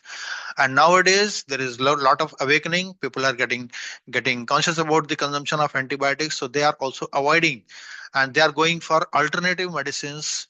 अगर आपको जुकाम हो जाता है तो आप कुछ और चीजों को लेते हो, काढ़ा पी लेते हो, उसका काली मिर्च का और अदरक का और इस टाइप की चीजों का, हल्दी का. तो ये चीजें, and they also work equally well. And now scientific information is being generated to how to avoid these antibiotics, and what there are several substitutes to antibiotics. You can avoid antibiotics, and you can minimize the use of antibiotics. Okay. Okay, thank you, sir. Now, please Smita unmute. ma'am, you Unmute. have- please ma'am, एक और question था. पूछे. yeah. Sir ऐसा है कि मतलब बहुत से सोर्सेज से सुनने को मिलता है कि मतलब जो हमारे पोल्ट्री बर्ड्स हैं एज अ चिकन, अगर हम उसे यूज करते हैं तो ये वाली पार्ट्स यूज नहीं करनी चाहिए, वो पार्ट्स नहीं खानी चाहिए. तो क्या ऑल पार्ट्स आर ईडेबल, मतलब कोई उसका नुकसान तो नहीं है? No, your question is a bit confusing, but still I'll answer. See, chicken, out of one chicken, if you go to the market, 23 parts are separated. There are total 23 parts out of one chicken, and they are all sold separately. Nothing is thrown as waste. Not even wings, not even this comb. Nothing is sold. It depends upon the status of the society. If I ask you, you will be throwing the legs, that panja, you will be throwing. You may not be eating it. Chicken skin you may not be eating. You may be throwing it away. But there is a society, there is a strata in our society which makes use of this. They will pick these panjas and then they'll boil, they will make soup out of it. So as such, nothing is wasted. Even the trachea, nobody eats trachea. What happens to that? You will say it will be thrown. It is not thrown. it is collected and it is provided to the fish. Fish industry takes that. So this is literally a zero waste production system. There's hardly anything which is wasted. As far as consumption by human beings is concerned, the general population, they go for breast meat or this thigh muscles. So wherever you have that kind of tissue, you can eat that. So even combs, लोग पकौड़ा बना के खा लेते हैं combs का. Maybe you won't eat, but there is a population, there is a taker for that also. So it depends what you can afford, what you cannot. Western world, they have only this breast portion. Indians, they like leg pieces. So it is personal preferences and affordability. What you can afford. There is a hierarchy. Some is the premium meat, some is the normal meat, some is the low cost meat. So it depends how much you can afford, and accordingly you consume. Okay. Okay, Thank thank you, you, sir. Piyush. Thank you, sir. Now, Okay. Simi Tanya, you may unmute yourself. Simi, please unmute yourself. Yeah. Hello, sir. I am Simit Tanya. I am an UG student from Hyderabad, Telangana. Our state is mostly known for its non-veg and most of the meat consuming state. So most of the problem will be near the avian flu. Once the avian flu comes, so the whole population is dead and the mass culling is done. So how the Yes. farmer should be taking measures to like prevent the avian flu and what step he should do. And my second question will be, if I am going to the poultry farming as it is budding in our state, so what kind of mindset I should have, and what are the do's and don'ts, and what are the challenges I should be ready to face in this industry, sir? Yeah. Good question. See, bird flu. Name itself is a डरावना नाम है, scary word. So bird flu, for that matter, any disease, it can enter your farm if you are not careful, if your farm is not biosecure, and if it is not biosafe. So you have to maintain utmost hygiene, utmost biosecurity, biosafety in your farm. How to maintain that? First of all, none of the commercial poultry farm will allow you to enter like that. You cannot visit any of the poultry farm just like that. So you'll have to take protective gear, you'll have to take bath, you'll have to change your clothes, you'll have to wear that protective covering, then only one will allow you inside the farm. So that is biosecurity. So you have to observe utmost biosecurity if you are dealing with poultry. First thing. Then what was your second question? What kind of mindset should an entrepreneur should have to enter into the poultry business as it is so risky? Yeah. So what's yeah. See, it is risky so long as you do not know about it. And once you are thorough in your knowledge, once you have got the training, once you have got the feel of it, then all the fears, they just go away. Then it is no more risky. It is risky only so long as you have not undergone a training, scientific training, and you do not have scientific knowledge. So it is very important. And I repeatedly say, do not burn your hands by seeing just YouTube channels and just acquiring some hanky-panky knowledge about poultry and then opening your farm. It is not advisable. So there are government institutions in Hyderabad also. You have a Directorate of Poultry Research in Rajendra Nagar. That is another institute that is wholly dedicated to poultry. It comes under ICAR only, Indian Council of Agricultural Research. And this is another institute in Bareilly, which is wholly dedicated to poultry research. So you can take training at any of these places, and then one should enter into the poultry business. This is my sincere advice to you. Bird flu is there. Bird flu will remain there. And if it comes, government policy is there. So they stamp out all the birds in the radius of 3 kilometers. So one has to be very, very careful about this disease. And now government is taking some steps. They are coming out. They are allowing some vaccinations against LPAI, that is low pathogenic avian influenza. So high pathogenic influenza, there is no cure. There is nothing. All the birds have to be slaughtered. They have to be killed. So uh, we have to go about it as per government policy. So government will come out with the solutions once those solutions are there with the scientific community. So we have yet to find a vaccine for HPAI. LPAI vaccine is available. HPI vaccine is not available. So government is following that stamping out policy. And if a farmer got lost from this avian flu and his whole population is dead, so does government provide any subsidy or any support for the farmer, and Compensation. what kind of? They compensate. Government does compensate.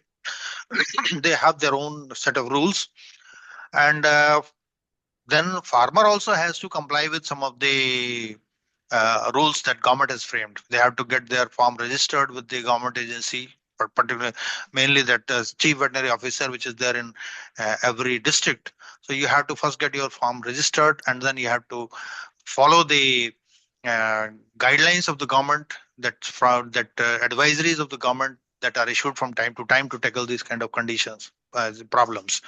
So once you are on their radar and you are following the line that is provided by the government, then definitely you are also compensated for any kind of losses as per their policy. Okay. Okay, thank you, And sir. yes, Thank you, sir, I Sandeep. wanted to ask the Hmm? Can I ask What? one question? Yeah, please ask. Who is asking? My other question was, right now, Haha. me, sir. Right now, what is the position of poultry, sir? Like, is there any transparency, or back end there are so many ethical chemical injections and everything is going on, and how like, what do you think if I am? How do I prove myself that I am not doing these things to the consumers?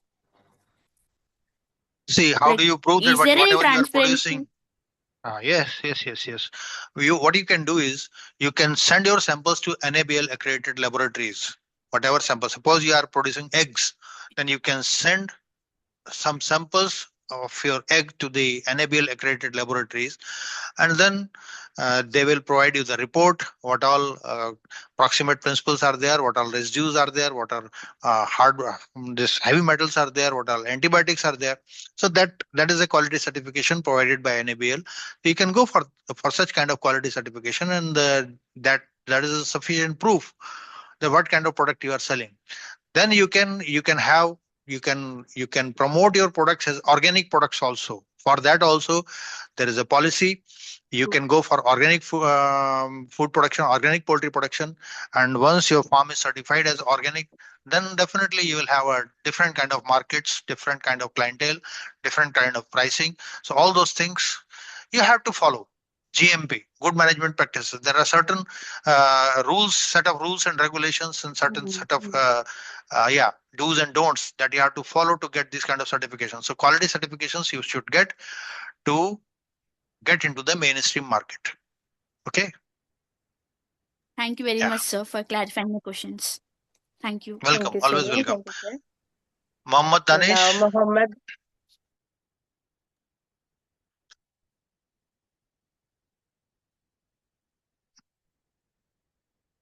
please unmute yourself. Mohammed Mohammed Dani. Danish. Actually, I am an agriculture graduate from Karnataka.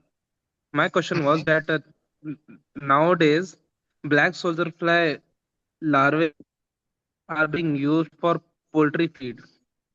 Yeah. What is your opinion on it, sir? Black soldier fly is used basically as a protein source. It is an insect. Yes, sir. It is basically an correct. insect. And insects are protein source. So this is it is something which human beings do not consume. Okay, so There is a otherwise, if you are not using these kind of sources, then the only source that you rely upon is the soybean as protein source, and soybean is consumed by human beings. So if you feed soybean to these birds, then where will human beings go?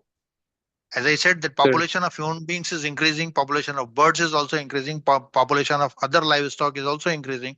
So populations are increasing, stomachs are increasing, number of mouths consuming feed, demanding feed are increasing.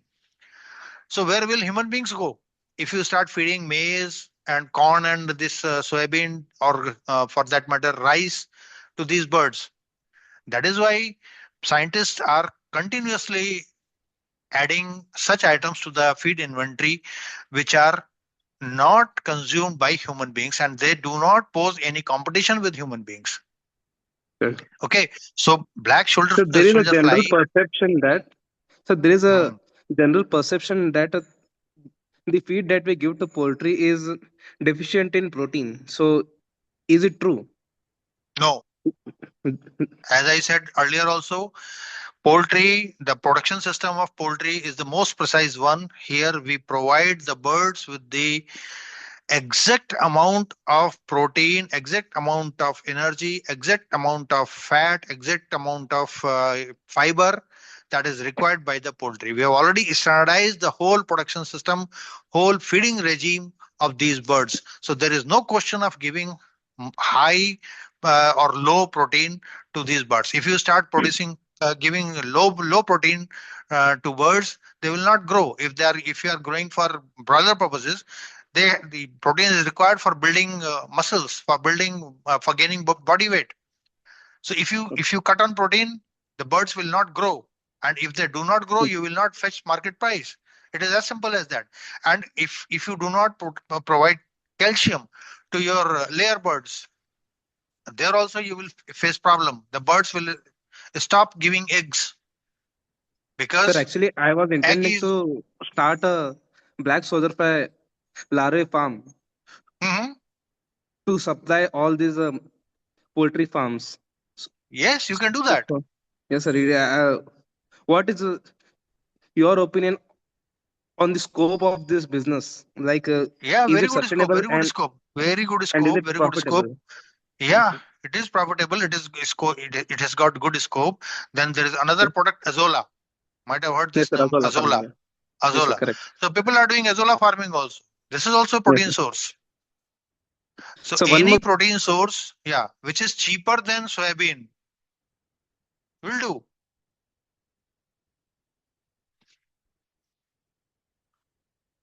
Hmm. Your frame is frozen. I think there is some connectivity issue, Danish. Okay.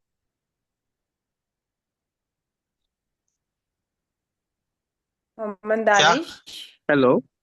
are you there? Can you hear me, sir? Is it okay? Any Yes, other sir. question? Yes, sir. I would like to ask one more question. The bird flu Please. problem in birds has been there since decades, but Hmm. why haven't the birds become resistant to that disease, sir? See,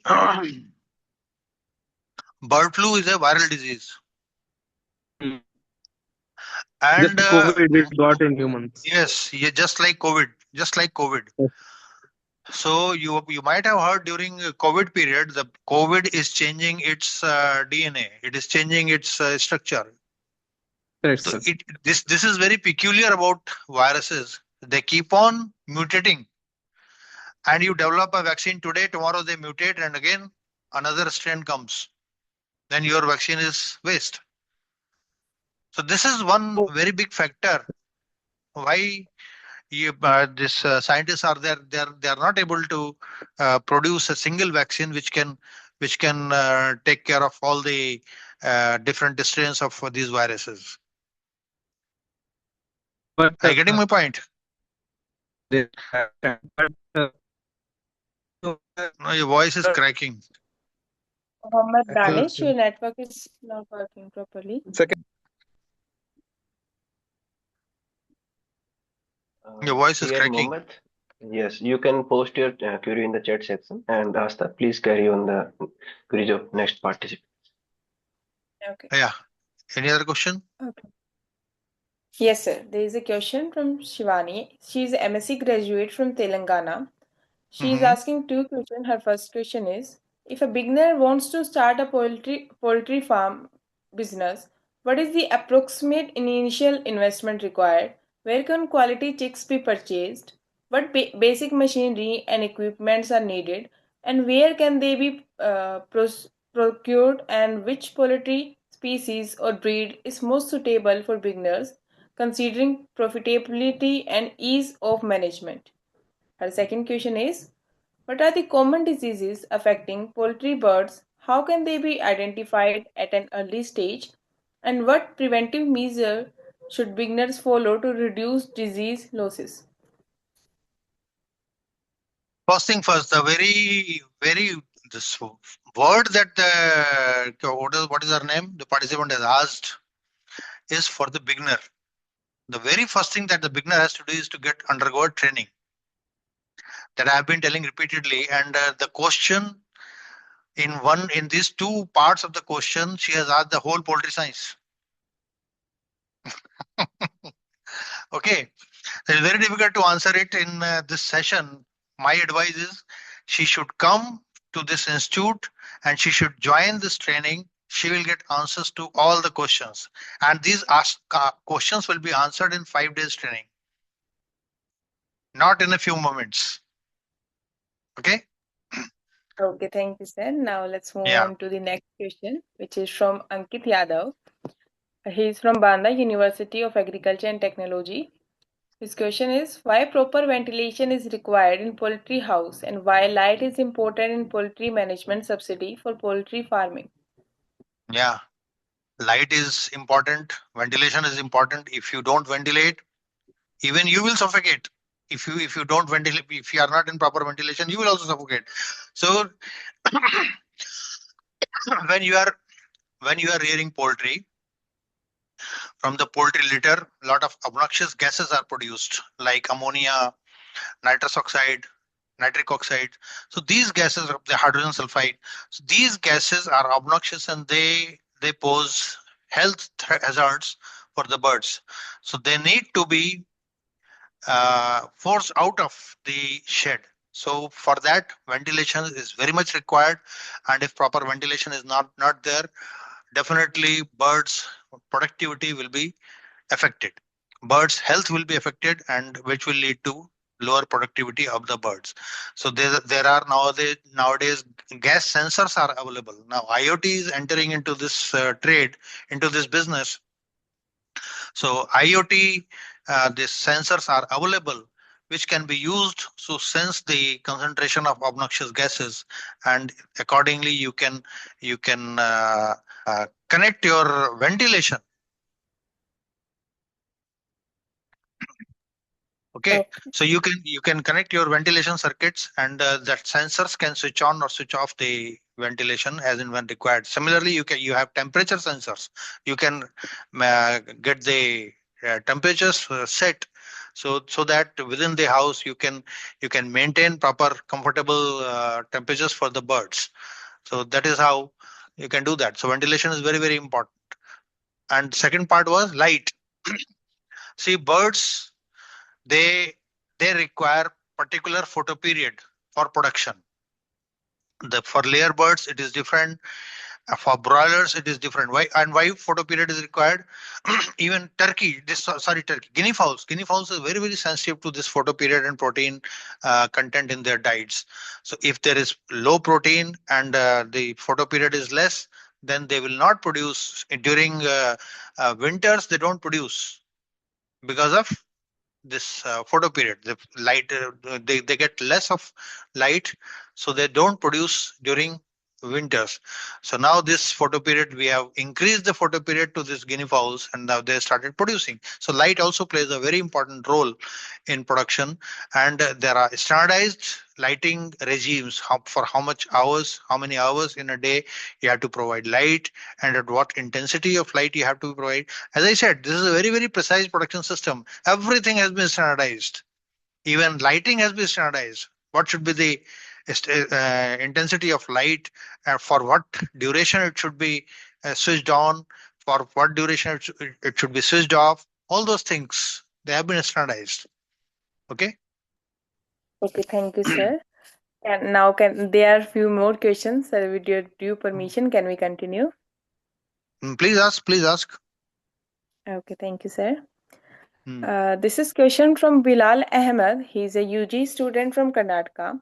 Actually, I wanted to integrate poultry farm in natural farming mainly for the purpose of manure only. So, which type of poultry bird I should go for? Manure only. Yes, sir. Now, what is his exact question? He wants to open a Uh, poultry farm for manure. I wanted to integrate poultry in natural farming mainly for the purpose of manure only. So, Okay. which type of poultry bird should I go for? Okay. So Yes, sir. he's interested in natural farming, for which he requires this poultry compost and all those things. See, whatever poultry you like, you can have layers also, you can have broilers also, whatever birds you have, whatever you feed, they provide excreta, and that excreta is used as, after decomposing that excreta, it can be used in natural farming. So any sort of birds you can have, and you can mass produce them if you want. You can also keep the free range birds in a scavenging system, so they will be keep littering here and there, and they'll be keep providing fecal material here and there, and that also helps in producing improving the productivity of soil. So if you are doing broiler, then you have different type of fecal material. It is mixed with your litter material that you spread underneath these birds, like rice husk, or some this sawwood. So these kind of things, they are mixed with the fecal material, and then they can be used after decomposing. They can be used as compost in the fields to grow crops. I think this is what he's meant by natural farming. So natural farming, I know this they have to use this compost for natural farming. So this is one way of using it. Otherwise, they have to go for Jivamrit and all those things. So Jivamrit has to be produced through using this. There are certain recipe for this producing Jivamrit. So that can be done. But for this making of compost, it can be made using any kind of birds, maybe layers, maybe broilers, maybe free range birds, whatever you want. Okay, thank you, sir. Now, next question is from Ankit Malhotra. He's a postgraduate student in social science from PAU Ludhiana. And sir, I'm also a competitive exam aspirant, especially agriculture exams. Sir, my question is that the breeds you have discussed with us in this session is the first time I had heard about, and most significant breeds I had read about is White Leghorn, Rude Island Red, and Kadaknath Rhode Asli Island Brahma, red. etc. Yes. Rhode Island red, yes. So And the sir, is the there any the particular? Sorry, sir. May I complete my question? yeah. And sir, there is there any particular reason for this? And one more question. Can you please tell us under Indian condition the best breed each for layer and broiler commercial poultry farming? See, Rhode Island red and White Leghorn, the names you have taken, these are the exotic breeds. They are mainly exotic breeds, and the present day stock that you see in the mainstream poultry, that is commercial poultry, they are mostly these kind of birds only. White leghorn for layers, mostly white leghorns or their strains are used through breeding. These private companies, they have developed very elite germplasm, very elite stock, and that they are providing for commercial exploitation. Okay. CARI, our institute, we have also developed certain breeds, certain varieties, and these varieties are, first of all, well adapted to Indian conditions. The birds which are reared by the commercial poultry, they are very sensitive. They are highly they have good productivity. At the same time, they are highly sensitive to environmental fluctuations. The birds which we have produced, they are more resilient. Their productivity is not affected so frequently by the changes in environmental parameters. This is one aspect. Secondly, institute is providing these kind of germplasm to the poorest of the poor people, those who cannot afford that high intensive, capital intensive poultry farming. As I said in my lecture, that poultry farming can be done from a very grassroots level with very meager investment to at a very high commercial level with large investments. So though commercial mainstream commercial farms and the farms in the organized sector, they are rearing those exotic stock which are high productive, and at the same time they are very sensitive to environmental fluctuations. Whereas being a public funded institution, this CARI is providing germplasm for the lower farming community who do not have so much of resources to invest in poultry farming. So we are doing that. So our varieties, they are recognized by government under government schemes like National Livestock Mission. So National Livestock Mission, we are providing these birds to the farmers, and farmers, they are happy with that. And they do not require that sophistication and that capital intensive arrangements for rearing them. This is the basic difference. So that is why you might not have heard the names of these varieties that we have developed. These are basically hybrids, and they have been very successful in the field, and they are available at a cheaper cost as compared to the mainstream exotic birds. First of all, exotic birds are not easily available. Secondly, a common farmer always has to produce to purchase the seed material. What is seed material? Seed material is the chicks, and these chicks, every time for every generation, every cycle, production cycle, they have to purchase afresh. Whereas what we are providing, we are providing even parents, and these parents can be reared, and farmers can themselves produce their chicks on their own. So that is the basic difference. So we are working for the larger farming community, and private sector is focused on large business houses, organized sector. That is the basic difference. Okay. Okay, thank you, sir. Now there is the next question from Sai Kunal, Jammu, second year agriculture student. I would like to ask about the feasibility of integrated farming of goats and poultry, where goats are reared in an upper raised shed and poultry birds are kept below. In this system, technically and economically viable, also are there any major disadvantages such as higher disease incidence, hygiene issues, or management challenges associated with this type of integration? See, when you say integrated farming, integrated farming refers to the zero waste regime. Zero waste regime means nothing from the farm is taken out as waste. So saying that this goat and poultry, yeah, they can be reared together, and integration to the extent that whatever excreta is produced by goats is consumed by the birds. That can happen. Upper tier is provided to the goats and the lower one is provided to the birds, and birds can be reared. Similarly, they can be reared over ponds also. If you have a pond, fish pond, then you can rear these birds on the top, and the whatever excreta or whatever feed is wasted, and it goes inside the pond, and the birds, the fish, they feed on that particular excreta or this feed particles. So that is how you can have mixed farming systems, or you can say integrated farming systems, so long as your farming system is not producing any waste. So this can be done. It is feasible, and we are also propagating this ducks and this fish. This is integrated duck fish in Bhubaneswar area, this coastal area, this production system is integrated. Then birds are also reared in horticulture. With horticulture, you have mango orchard.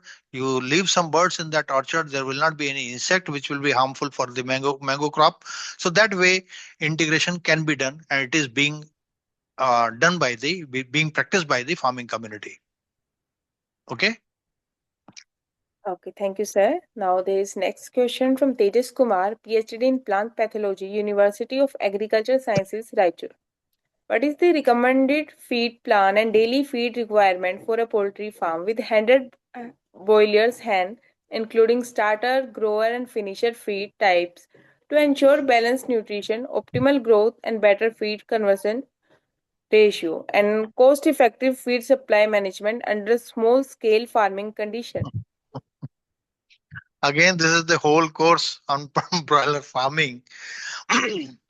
So on an average, the broiler birds, they consume about 110 to 125 grams of feed per day, our adult birds. And this is a graded gradual increase in feed intake from a starter to grower to finisher. So these are different categories of feed that is provided to the birds. So if you want to know the nitty-gritties of these kind of feeds, again, I'll say that you'll have to undergo a training program at our institute.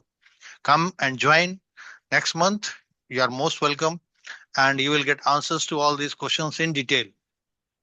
Okay. Okay, thank you, sir. Now the next question is from Dikshit Chaudhary. How many He's questions are from there now? Only 1 and 2 questions are there, sir. Okay. We Please are go ahead. continuing. Please go Okay, ahead. thank you, sir. He's asking, my question is, how can we start small level poultry products after BSc Agriculture degree complete and some about offline training? How can you start a what? Small Poultry level farming or poultry products, sir, products. poultry products? After BSc Agriculture degree. Very easy. I understand that you are talking about poultry processing sector. Poultry products means processed products, ready to cook or ready to eat. So I have already told that the institute is providing specialized training also. Apart from this normal training, we are also providing specialized training on processing aspects, on hatchery management, on broiler production, layer production, Japanese quail farming, guinea fowling. So specialized farming, these trainings are also there. So you can attend one of those trainings on processing, and then you can start your business. And there is no essential qualification for attending these trainings. You can start at any time by attending any of these trainings. And as I said, that agribusiness incubation center is there. You do not have to invest anything initially in any kind of capital item. You can make use of our laboratories, and you can start your business after getting licenses from the institute. So whatever products, we have a complete list of 80 products along with the prices of for licensing fee of each of these products. Then you can go through that. You can select your products. You can take license from our institute, sign a agreement with this technology licensing agreement is signed with the institute, and then you can start your production using our machinery. Or if you want, and also I would like to add that these machinery also does not cost heaven. It is hardly investment of 5 to 10 lakh rupees that you can get business started. So not much of investment is required. You can start doing it at any level. Okay. Okay, thank you, sir. So now there is last question of the session. This is from Anushka, BSc Agriculture student, VCSD Uttarakhand University of Horticulture and Forestry. My first question is, what is the process of getting this training in institutes, and does they give a knowledge about handling poultry, disease and flus also? My second question is regarding career guidance. I want to pursue my masters in agricultural economics. So please give me some insight about opportunities in economics field for an agriculture student, as typically agri students choose traditional subjects like agronomy and plant sciences, and some advice so that I can boost my confidence as I want to integrate my science knowledge with the economics. So so that I can help farmer in better way? Okay. So the first, this regarding agriculture economics, let me answer it first. Agriculture economics is a good subject, and if you are in ICAR, Indian Council of Agriculture Research, then there are only few institutes where agriculture economics is the main subject. Otherwise, it is treated as ancillary subject in most of the agriculture institutions, agriculture research institutions. If you want to go for private sector, definitely there is a lot of job opportunities. This agriculture is getting commercialized, commercial space, agriculture is finding a place, and agriculture economics has a role, is important role, and you can get very good jobs, very good this thing platforms where you can show your talent, and this is regarding agriculture economics. It has got very good scope. But within ICR Institute, if you talk within ICR, in universities also you have got very good scope. Universities, they have most of the universities, they have agriculture economics department. So there you can join as assistant professor. You can start your business. This job in ICR institutes, you can join as a research scientist, and the best institution is this NIAP, National Institute of Agriculture Policy. So Niti Aayog also, they recruit agriculture economists, then IIMs, they have agriculture branch there also. You can enter into, and the best aspect for agriculture economics is that nowadays the agriculture is getting commercialized. So the commercial houses, big business houses, they recruit agriculture economists because they have technical knowledge. They have technical knowledge about agriculture, and they also have knowledge of management that is related to economics. Okay. And what was the other part of the question? First part. Astha, what was the first part of the question? Sorry, sir. First part, sir, it was about getting training in institutes, and does they Yeah. give a knowledge about handling poultry disease? Yes. So as I said that we have several training courses, and this particular basic course, this entrepreneurship development program, and there's another this training course on poultry production and management. They provide you all the technical knowledge. They provide all technical knowledge pertaining to not only for production, they also for disease management, for this health management, and biosafety security, then feed formulation. All the aspects related to poultry are covered in this 5 days intensive training. So if you want to enter into a particular aspect of, for example, if you want to go into this feed manufacturing, then we'll suggest you to undergo a specialized training course on feed formulation. So that is again a 10 days course. This is a 5 days course, basic course. After that, you can have 10 days or 7 days or 12 days course. So different courses have different duration. So you can opt for those courses, and then you can get specialized training on those aspects. So these kind of trainings are available for layer farming, for broiler farming, for health management, for hatchery management, and for processing, whatever field you want. We have a specialized training on those aspects. Okay. So I think that answers the question that has been asked. So if you have any other queries, any other questions, I'm ready to answer. Okay, thank you so much, sir, for your answer. There are no more such queries. And now I request to Ajay Kasana, sir, to share some words with our participants. Okay, thank you, Asta. So thank you so much, Dr. Sandeep, that you have delivered such a in-depth and detailed session regarding the poultry farming, involving very minute aspects. And you have also shared the success stories of the entrepreneurs who are practicing poultry farming and the allied manufacturing units or the production units. So definitely it is a very inspiring and thought-provoking session that motivate our participants. So we are very blessed to have you today as a guest speaker. Thank you so much, Dr. And we will look forward to have such more sessions in the future also. Thank you so much, Dr. Thank you. Thank you so much. And I am also impressed the kind of students you have. They are very inquisitive. They have been asking questions. Normally, we do not get questions in such kind of trainings because age group is bit younger. They are hardly in the age group of 20 to 25 years. But this is really very wonderful that these kind of questions have been raised by this young lot, and I wish them all a very good bright future and all the best in all their endeavors. And thank you very much for patient listening and for posing questions also. Thank you so much. Thank you.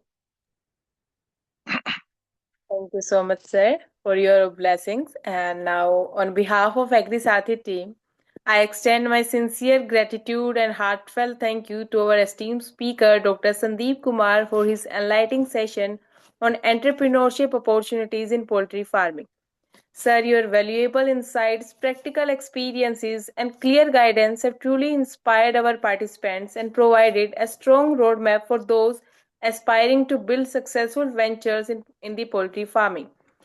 Your session beautifully highlighted how poultry farming can emerge as a sustainable and profitable entrepreneurial opportunity for today's youth and farmers.